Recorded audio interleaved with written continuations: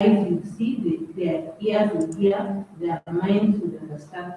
Turn to me, says God, and I will heal them. What does that mean? Okay. So even that one is a parable.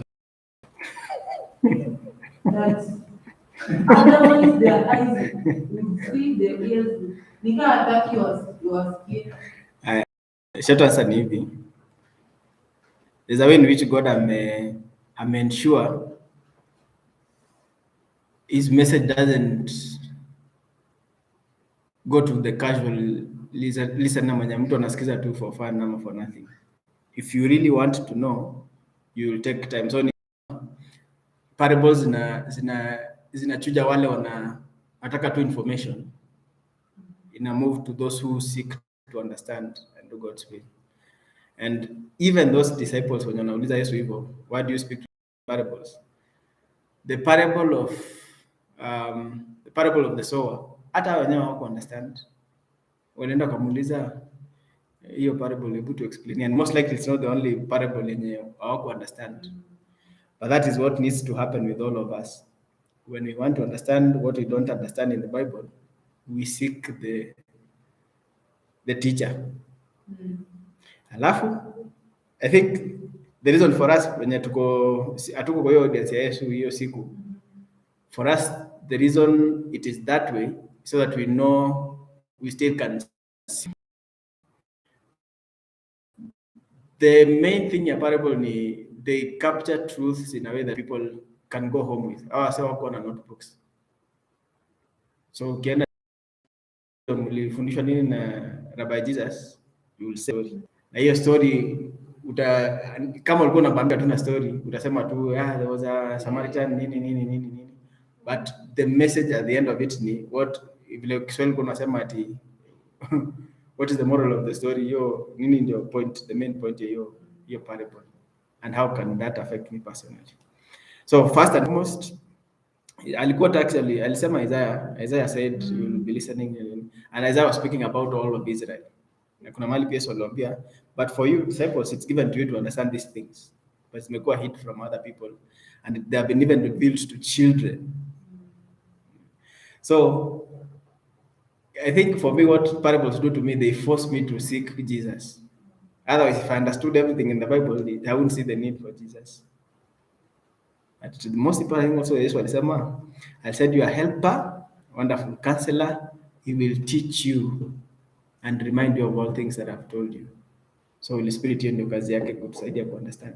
Then notice kama parable, if you're writing a parable that will be used by generations for 2000 years, there's a way in which you write it so that you expire the first century peke yake. Sisi tunaweza pata something out of parables yenye watu wa first century hawangepata. Yeah, so ni timelessness ya God pia, na knowing this message is for wider audiences than Israel. He wants to anataka kuchuja casual listeners wale wanasikiza for fun. Anataka people to come back to him to seek more understanding. That is the purpose. Those three, I think, ndio naweza sema.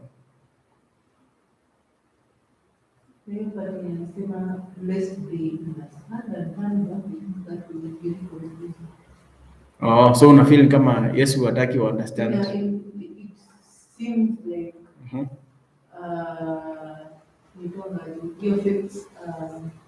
fatality, like ameshakuwa decided for, yes. Understand. Notice if he's saying that about everyone in the crowd, then what understand? Assuming kwamba the way you understood it is the right way. Apart from the disciples, hata wao kuna vitu hawako understand. Those ones are cast out. All the crowd people are cast out. That's not the case. Actually, many believed in him from the way he preached. And the way he preached, ili grip watu, but it also had a way of kuchuja wale ni they are following for the wrong reasons. And one of those things was parables. Now, if understanding was the way ya kuchuja watu, then nimesema even the disciples, there are some things they didn't understand. So hiyo tunaweza force hizo mavazi ziende hiyo direction, but we can't. Hiyo wa stretching, ni gymnastics na hizo verses.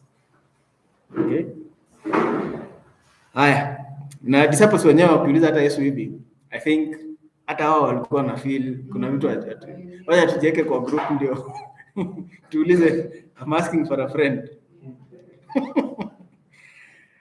Haya, okay, twende kwa Exodus 16. I think you simulikuwa Exodus, nani amekuwa hizo time nyingine yote? No. Haya, simuliona Timo Akopoa is one of the Akopoa. We thank God that si mmoja, si hakuna ati mtu mwenye gift ni moja peke yake kwa kila kanisa, kuna wengi. Karibu.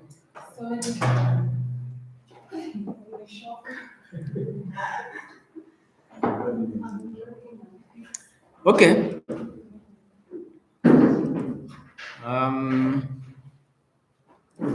Thank you, internet imerudi. Acha let me share the nini. Share the link. Mtu confirm kama kuna voice, kuna sound kwa hiyo nini.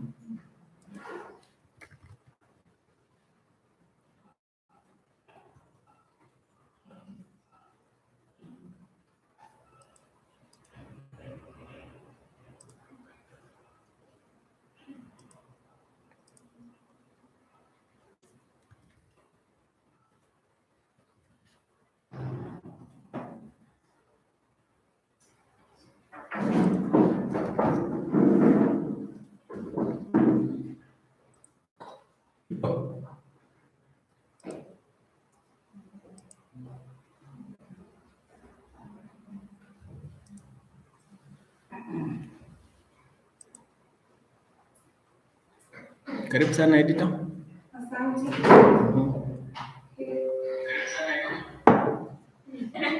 Good. Okay, so in Exodus 16, the children of Israel wameshatoka Egypt, wako kwa wilderness. Remember, they didn't have a map.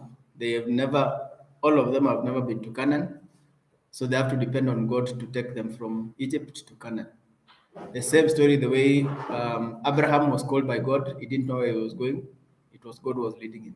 So it's the story of faith from the beginning. The good thing with the story of the Exodus, God was visibly leading them. During the day, there was a cloud. During the night, there was a pillar of fire. So if the cloud moves or the pillar of fire, close camp, follow the direction the fire is going or the cloud is going. That's where you're going. So sometimes when people try to draw the map of how the Nini was, how the journey was, no one knows for sure because no one also was writing the map. But they say it's something like this. You can see from Egypt down along the Red Sea. It's called the Sinai Peninsula down there. Which country is there nowadays? Country gani iko hapo?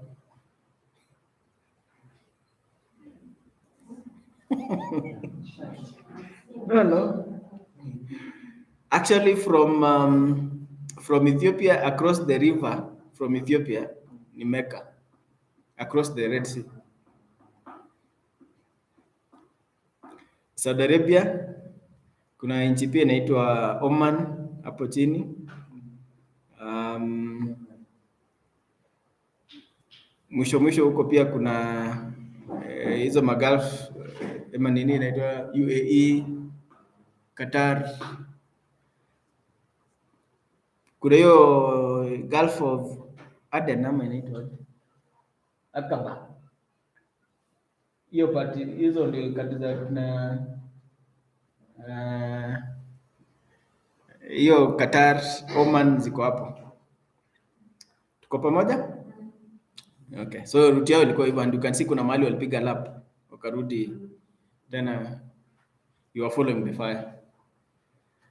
And then kuna mahali ile siku waliambiwa waingie wakakataa, wakapiga kelele and then siku moja wakaamua wenyewe waende waingie peke yao, ikakuwa shida, karudi back. Okay, so let's read chapter 16. We see where they have reached and see what we can learn from there. Verse 1, then the whole community of Israel set out from Elim and journeyed into the wilderness of Sin between Elim and Mount Sinai. Elim was an oasis. Mliosoma hivyo? Elim ilikuwa ni oasis. So there was water. Okay, they arrived there on the 15th day of the second month, 1 month after leaving the land of Egypt. So when did they leave Egypt? 15th of January. So 1 month later is when they are here in the wilderness of Sin. They say probably by this time the food they had carried from Egypt imeanza kuisha. Si ati imeisha kabisa, imeanza kuisha. Na wameona they are leaving an oasis behind and they are headed towards a desert. Hiyo ndio panic. They were not hungry. Ask for food directly. They're just saying we had our food. That's why we want more like what we had back in Egypt. Karibu Matu. There too, the whole community of Israel complained about Moses and Aaron. There too. So meaning complaining was part of the story. The whole community of Israel complained about Moses and Aaron. No, when sometimes it says the whole community, you wonder, was there someone who was saying the opposite thing? Kuna kwanga kama sahi Kenya. No, Kenya sahi Kenya tuko nayo. It's very rare to find somebody mwenye ataongea anything positive about the government currently. Mafuta kwanza. Haya. And then when you una support how ni mbele when they are talking with other people who so there too the community of Israel complained about Moses and Aaron. I think we got getting to the point where they were saying, wewe na ndugu yako hata tujui kama Mungu aliwaita, nyinyi ni wakora tu nyinyi wawili. Tudanganya huko. I see what they are saying. The summary of what they were saying is, if only the Lord had killed us back in Egypt.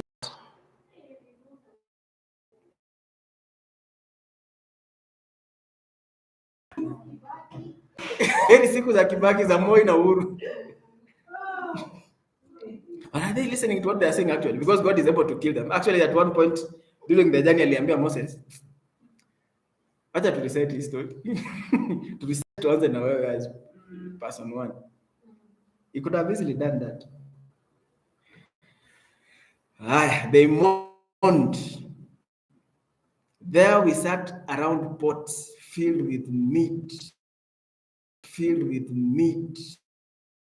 and ate all the slaves. And somebody said actually that the past normally looks better than it was actually.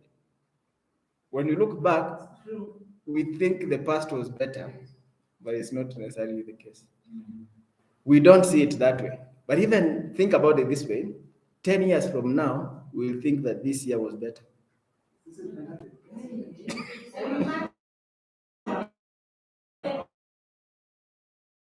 Imagine. We are amepeleka 400.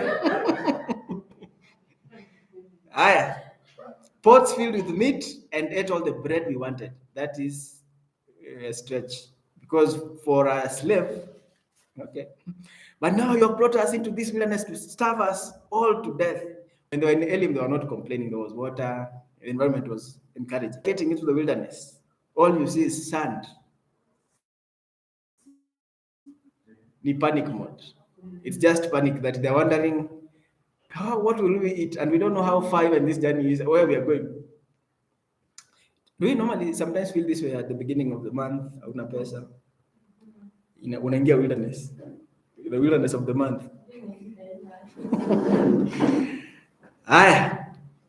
You have brought us. Now, notice how the language changes. If only the Lord had killed us back in Egypt, and then they go to, you have brought us into this wilderness to serve us. Nani huyo ndio you? Moses and Aaron and his brother Aaron.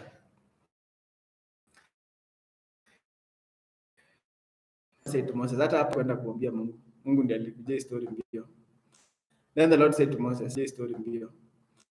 Then the Lord said to Moses, look, I am going to rain down food from heaven for you. Normally rain comes down and then it makes food grow. But I'm going to shorten the process. Instead of waiting for the rain to make things grow and then you harvest, let the rain come as the food that people need. Food from heaven for you. Each day the people can go out and pick as much food as they need for that day. Each day the people can go out and pick as much food as they need for that day. I'll test them in this to see whether or not they will follow my instructions. So shida Mungu apanikiki na shida chakula. Hiyo huwezi shitoa Mungu nayo. How many people did we say were here? Who are the Israelites? How many? They're about 3 million. Okay. So feeding 3 million. Watu Warusi wanapanikingi na ngapi? 500. How will we feed these people? But notice what God has done. If these people had just gone to Moses and Aaron and tell them, we are worried about food, what does the Lord say concerning history of food? I think a issue. But the way they are asking about their needs, the way we ask about our needs, how do we ask for what we don't have from God? The how is the problem. Because God already knows we need those things. Hi. On the 6th day, they will gather food, and when they prepare, there will be twice as much as usual. So day 6, which is Friday, kama leo, they were to gather food. Prepare it, it will be twice as much as usual. Kuna kitu tusimiss kwa hiyo story, inaweza miss mtu. They were not collecting more than the other days. They were collecting the same like the other days. But when they prepare it, ukianza kuipika